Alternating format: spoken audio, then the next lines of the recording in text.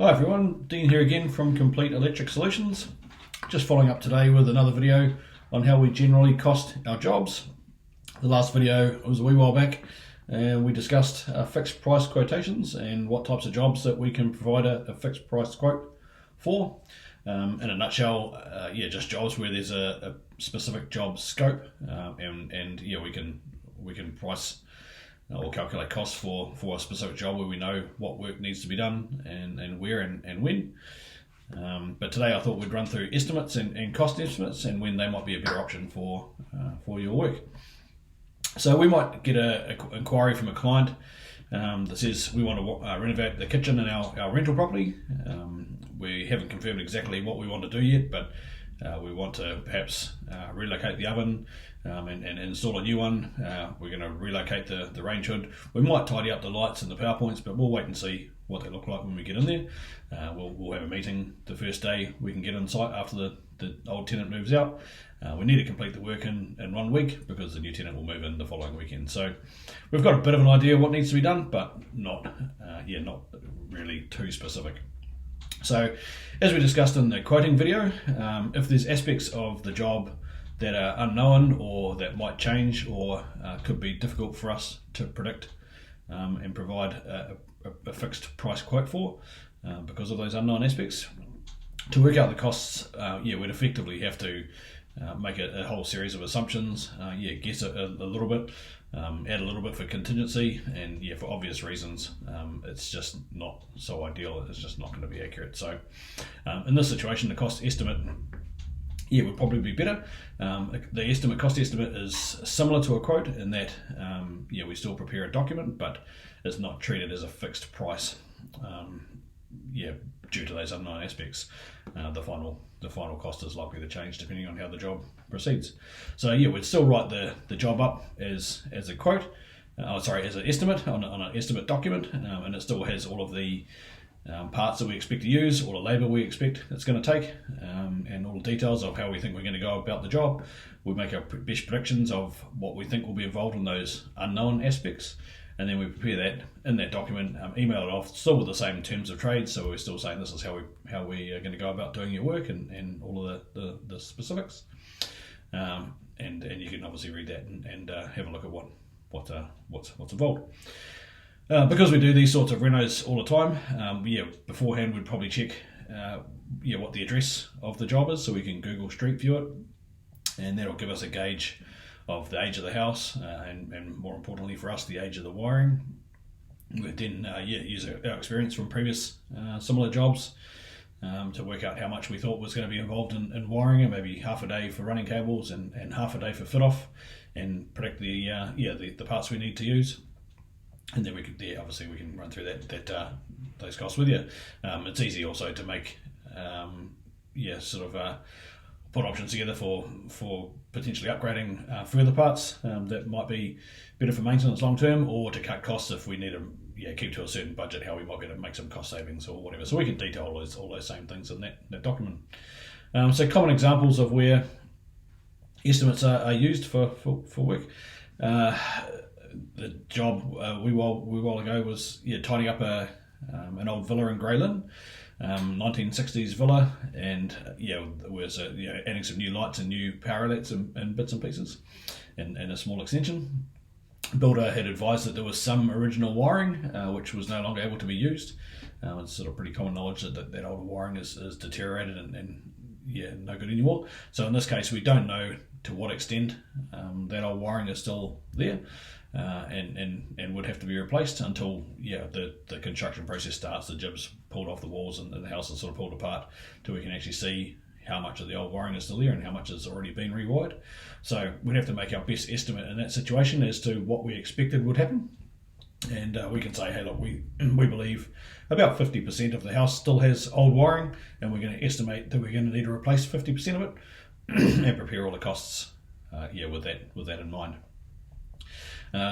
Another option, or another common job which we would estimate is a switchboard upgrade.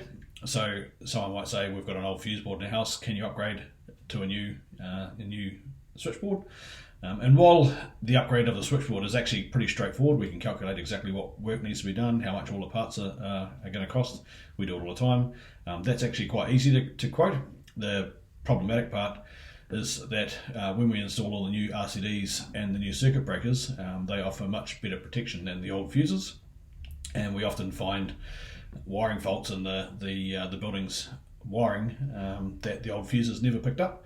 And since these faults weren't known, or no one knew they were there beforehand, because the fuses hadn't tripped or hadn't picked them up, we'd have to deal with that after we install the new switchboard.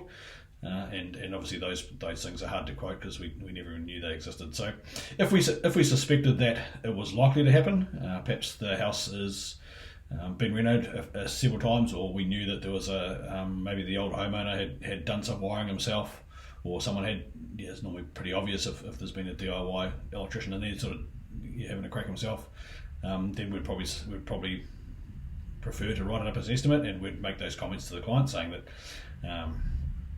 we believe that there's going to be some problems here because of these wiring issues we've already seen.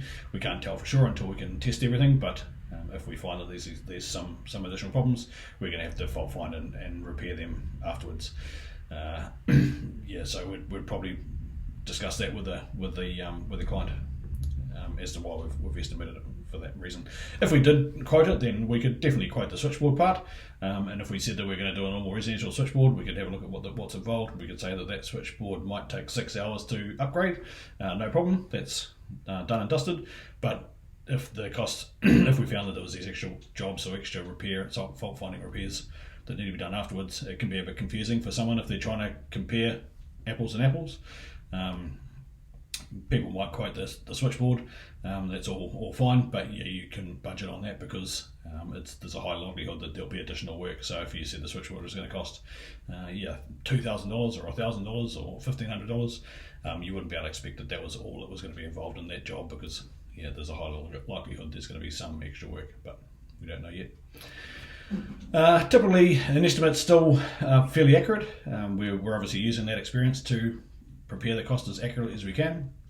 However, if the work ends up being cheaper or easier than we expected, then you only get charged for what work we've completed. It's obviously not a fixed price, so if the job ends up being easier, quicker, then you'll save a bit of money because you'll only get invoiced for the work that we've done. On the other side of the coin, if the job ends up being a bit more involved, perhaps that Ponsonby Villa example, let's say there ended up being more wiring that we had to replace, and then as soon as we find that, we'd come and have a conversation with you and say, hey, look, by the way, we expected we'd have to replace 50%. Turns out there's a little bit more than we thought. Maybe it's going to be about 70% now, so it could take an extra half a day, and we can run through what additional costs might be involved. If you're still trying to stick to a budget, we can help you do a bit of a redesign to save some costs in other places or whatever if need be. Or if you're happy just to proceed, then we just carry on. But at least we have the chance to have the discussion with you and say, hey, look, this is what we found. This is the new plan of attack, and this is now what we expect the cost will be. And we obviously keep you updated as we go along as to if anything else changes to increase or decrease the costs. Pros and cons. So the pros of using the estimate is you still get the accurate idea of the costs involved with your job. You can budget accordingly. Often the estimate is more accurate than the quote because it doesn't have that contingency aspect in it that a fixed price quote would normally have. Fixed price would normally have some contingency for if there was some delays or whatever, whereas an estimate is exactly what we think the job will cost. You get charged for what work is done, so again, if the job is a bit easier, then you save a bit of money there. So that can be a bonus. And if you are likely to change your mind, or it's a bit of a design and build, and you're still sort of designing aspects of the job as the job progresses, then an estimate can be a bit easier because we can just have those discussions as we go along, discuss how the budget and the cost is changing as we proceed, and working with you as we go along. On the other side of the coin, if it was a quote, then we'd done a fixed price quote. You'd made a whole lot of changes. We'd probably have to stop and then go back and re-quote it, which means delays and often more costs involved, more time and more complications. If we did keep trying to track on the original quote, but we could write, say, a small amount of changes up as quote variations, then we can quote those things separately, the changes. But then again, that means more delays, more stoppages, more quoting. And then you'd have to track how each variation is tracking to manage the total cost, and we would obviously work in with you there, but it can become a bit more complex if you're not sort of been in the industry or you project manage those sorts of jobs before. The cons of estimates, if you are on a specific budget, then it can be a little bit more tricky or stressful if there's unknown aspects, because of the nature of the cost changing. So if the cost does increase, then perhaps you might have been better on a quote, but then whoever quoted it would probably be allowing a bit more anyway, because there's unknown aspects. So I guess six of one.